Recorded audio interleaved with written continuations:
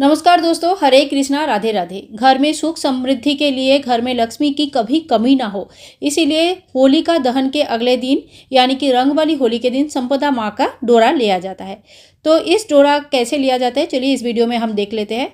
होलिका दहन जिस दिन होता है, रात को जब होलिका दहन हो रही होती है, तो हल्दी के गांठ या हल्दी पाउडर जो भी आपके पास है और कच्चा सूत दोनों को होली का जल दिखा के लाया जाता है, यानी कि ताप में सेक के लाया जाता है। और उसके बाद रात भर इसको पानी में भिगो के रख दीजिएगा। फिर सवेरे इसको पीस के इस तरह का पेस्ट बना लीजिए। इसके बाद आप रोली ले लीजिए। पूजन के लिए हमें चाहिए थोड़ी सी अक्षत, यानी कि बिना टूटा हुआ चावल, और 16 जौ की दाने। अगर जौ की बाली आपको मिल जाता है तो कच्चा बाली आपसे कच्चा दाना आप निकाल लीजिए 16, और नहीं मिल पाती है तो कोई भी जो जौ के चैत्र महीने में या कभी भी हम जब ज्वार बोते हैं ना, तो उस जौ के दाने भी आप ले सकते हैं। इसके बाद देखिए 1 लोटा जल हमने ले लिया है।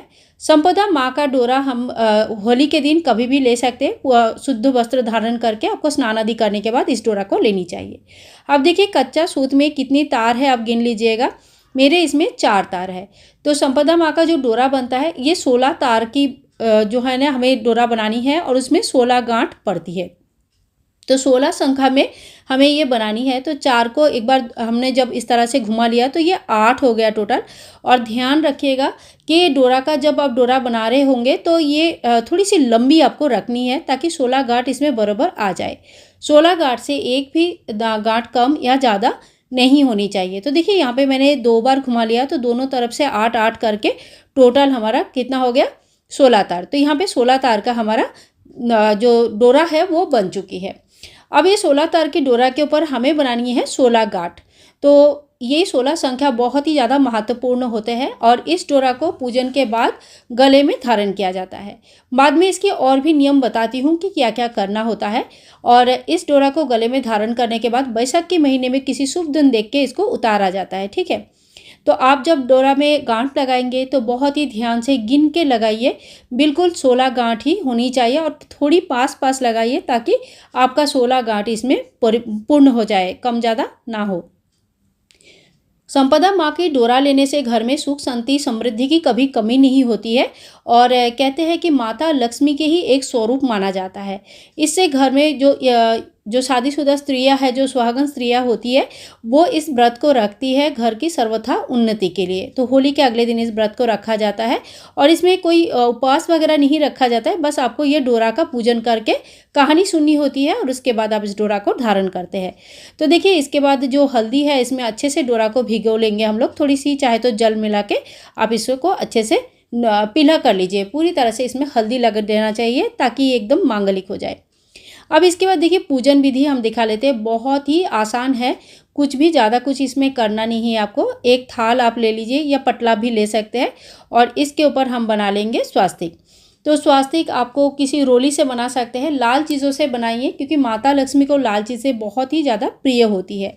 तो यहाँ पे हमने स्वास्तिक बनाया। यहाँ पे 4 डॉट जो लगते हैं वो भी हम लगाएंगे, और ये बहुत जो पूर्ण स्वास्तिक होता है, पूर्ण स्वास्तिक हमें बनानी चाहिए।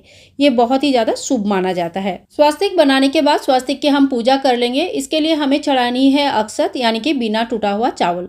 स्वास्तिक की पूजा करने के बाद जो डोरा हमने भिगो के रखा था हल्दी की पानी में, उस डोरा को निकाल के स्वास्तिक के ऊपर रख देंगे। तो इस तरह से हमारे डोरा का पूर्ण व्यवस्था हो जाता है पूजन के लिए। इसके बाद हम 1 लोटा जल ले लेंगे और इसमें टीका करेंगे। तो देखिए एक बात हमें यहाँ पे ध्यान रखनी है कि जब हम डोरा बनाते हैं तो 16 तार की बनाते हैं, 16 गांठ इसमें लगाया जाता है। लेकिन जब हम कहानी सुनते हैं और इसमें टीका करते हैं तो इसमें 13 टीका लगाया जाता है। तो गिन गिन के ये काम कीजिएगा। बहुत ही सरल पूजा विधि है, लेकिन संख्या बहुत ही मैटर करता है। तो इसमें 13 टिक्की हम लगाएंगे और 16 गांठ की तार बनाएंगे। इसके बाद देखिए हाथ में 16 के संख्या में आपको लेनी है जौ। ये जौ आप कच्चे जो जौ के बाली आते हैं उसमें से भी ले सकते हैं, और नहीं तो ऐसे जो सूखे जौ आते हैं मार्केट में पूजा स्थल में मिल जाती है, तो वो भी आप ले सकते हैं। तो प्रॉपरली इसको गिन लीजिए। एकदम से 16 ही होना चाहिए, ना एक कम ना एक ज़्यादा होता है। इसके बाद देखिए इस दिन नल दमयंती की कहानी सुनाई जाती है। तो आप इन कहानी को अपने कहीं से पढ़ भी सकते हैं, कहीं से सुन भी सकते हैं, और जौ के दाना हाथ में रख के आपको पूरी कहानी सुननी होती है। जैसे ही कहानी आपका संपूर्ण होता है, कहानी जब भी आपको समय मिले शुद्ध होकर कहानी सुन सकते हैं। पूजन दिन में कभी भी कर सकते हैं, कोई दिक्कत नहीं। सुहागन स्त्री जो होते हैं ना, इस व्रत को रखते हैं घर का सुख शांति समृद्धि के लिए, माता लक्ष्मी की कृपा पाने के लिए। तो इस धागे को जो है ना खोला जाता है कब, बैसाखी महीने के किसी भी शुभ दिन देख के, उसके वीडियो भी चैनल पर आ जाएगी। इसके बाद देखिए, इस जौ के दाने को आपको संभाल के रख देना है, किसी भी डब्बे में आप बंद करके रख दीजिएगा। जब इस कहानी सुनेंगे और दोबारा हमें इस बैसाख के महीने में इस धागे को खोलना है, तो उस वक्त हमें इसी जौ की ज़रूरत पड़ेगी। ठीक है। और ये जो धागा है इसको गले में बांध लिया जाता है या गले में पहन लिया जाता है, या मंगलसूत्र या कुछ भी अपना अगर गले में पहना है तो उसमें भी बांध सकते हैं। लेकिन अगर ये संभव नहीं है, आप गले में नहीं पहन सकते हैं, तो आप इसको अच्छी तरह से धूप में सुखा लीजिए। कच्चे में अगर रख देंगे तो इसमें भभूति लग जाएगा, इसमें फंगस लग जाएगी, खराब हो जाएंगे। तो आप जो है ना, इसको धूप में अच्छे से डोरा को सुखा लीजिएगा और जौ के साथ ही एक साथ रख दीजिएगा।